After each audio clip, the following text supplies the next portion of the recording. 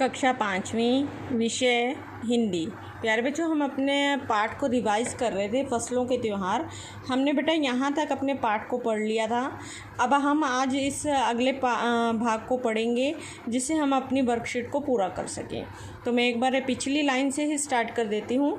स्त्री पुरुष दोनों ही ढोल मंजीरे लेकर रात भर नाचते गाते हैं और चारों ओर जो छोटी छोटी घाटियाँ हैं बेटा, उनके लंबे लंबे साल के जो वृक्ष है, वृक्षों का जंगल है और आसपास के छोटे छोटे गांव हैं। ये सभी चीज़ें उनके वहाँ पर होती है और वहाँ पर वो सारी रात ढोल और मंजीरे लेकर नाचते गाते हैं। लिपे पूते उनके जो घर हैं, करीना मतलब तरीके से उन्होंने बुहारे यानी कि साफ़ किए हुए हैं अपने घरों को। और अपने घरों के सामने ही वे बेटा एक पंक्ति में, पंक्ति मतलब लाइन में, कमर में बाहें डालकर नृत्य करते हैं यानी कि डांस करते हैं वो। अगले दिन वे नृत्य करते हुए हर घर में जाते हैं, नृत्य करते हुए घर घर जाते हैं और फूलों के पौधे लगाते हैं। जिस घर में भी जाते हैं बेटा वो फूलों के पौधे वहाँ पर लगाने का काम करते हैं।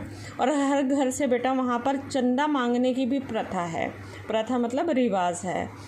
और वो चंदे में क्या मांगते हैं बेटा, कोई पैसे वगैरह नहीं मांगते। वो क्या मांगते हैं, मुर्गा, चावल और मिश्री।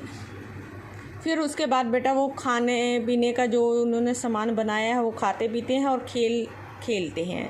तीसरे दिन जाकर पूजा होती है, जिसके बाद लोग अपने कानों में सरई का फूल पहनते हैं। अब इस त्यौहार के बाद से ही बेटा वसंत ऋतु की शुरुआत मानी जाती है। इस समय जो धान होता है उसकी पूजा होती है और जो धान है बेटा जिसकी हम पूजा कर रहे हैं, उसी पूजा किए हुए आशीर्वादी धान को अगली फसल में बोया जाता है। जब हम अगली फसल बोने की तैयारी करते हैं तो हम उसी धान को बोते हैं जो कि पूजा किया गया है, आशीर्वादी धान है। तमिलनाडु में मकर संक्रांति या फसलों से जुड़ा जो त्यौहार है वो पोंगल के रूप में मनाया जाता है। इस दिन जो खरीफ की फसलें हैं, कौन कौन सी होती है खरीफ की फसलें बेटा, चावल, अरहर, ये आदि कटकर घरों में पहुंचती है। लोग नए धान को कूटते हैं, चावल निकालते हैं। हर घर में मिट्टी का एक नया मटका भी लाया जाता है जिसमें वो जो नए चावल हैं, दूध, गुड़, ये सभी डालकर उसे पकाने के लिए धूप में रख देते हैं। हल्दी को बेटा शुभ माना जाता है, ये आपको भी पता होगा। इसलिए वो क्या करते हैं, जो साबुत हल्दी होती है उसे मटके के मुंह के चारों ओर बांध दिया जाता है।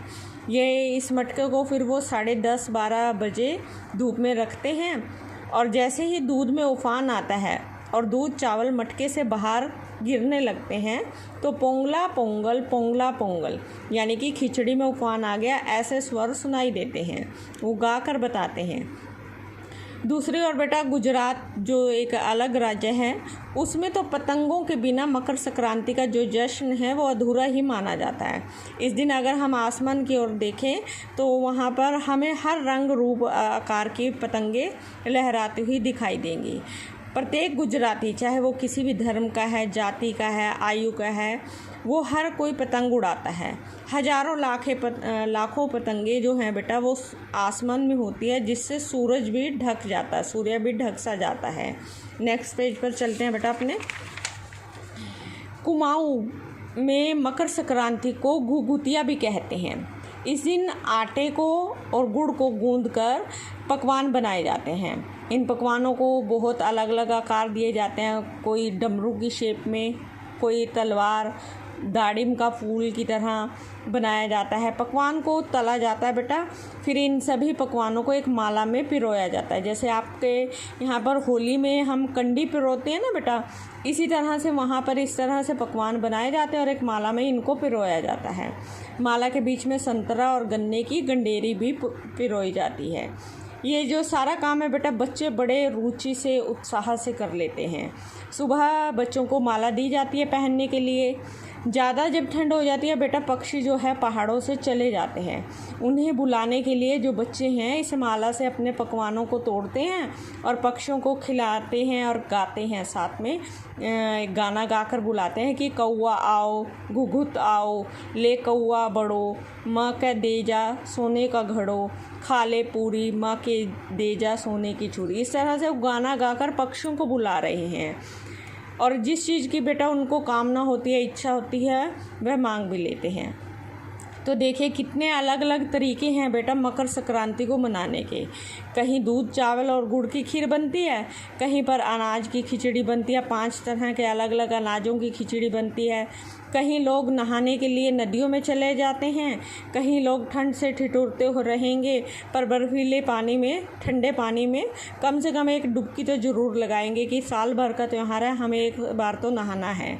तो इस तरह से बेटा इन जगहों पर तिल रखने की भी जगह नहीं होती, हर जगह तिल ही तिल दिखाई देते हैं क्योंकि तिल की पूजा होती है। मकर संक्रांति के दिन हम तिल डालकर स्नान करते हैं, तिल दान करते हैं, आग में तिल डालते हैं, तिल के पकवान बनाते हैं, कितनी तरह की चीज़ें की जाती हैं। और देखिए आपके घर में, हमारे इलाके में हर तरह से इस त्यौहार को मनाया जाता है पर अलग अलग ढंग से। इसे हम खिचड़ी कह देते हैं, पोंगल कह देते हैं, मकर संक्रांति कह देते हैं या कुछ और भी कहा जाता होगा। तो इस तरह से फसलों से जुड़े हुए कई त्यौहार होते हैं जो हम मनाते हैं। यदि हम आपस में एक दूसरे से बात करें तो हमें बड़ी हैरानी होगी कि हम एक गांव में, एक शहर में रहते हुए भी, एक इलाके में रहते हुए भी उसे अलग अलग ढंग से मनाते हैं। तो ये था बेटा हमारा पाठ। अब मैं आपको जो वर्कशीट दे रही हूँ बेटा, उसका देखिए पहला जो हमारा प्रश्न है उसे देख लेते हैं। स्त्री पुरुष दोनों ही डैश लेकर रात भर नाचते गाते हैं, ढोल मंजीरे, ढोल ढोलक, ढोल तबला। देखिए अभी मैंने आपको पाठ पढ़ाया तो उम्मीद करती हूँ कि आपको इसका आंसर पता होगा।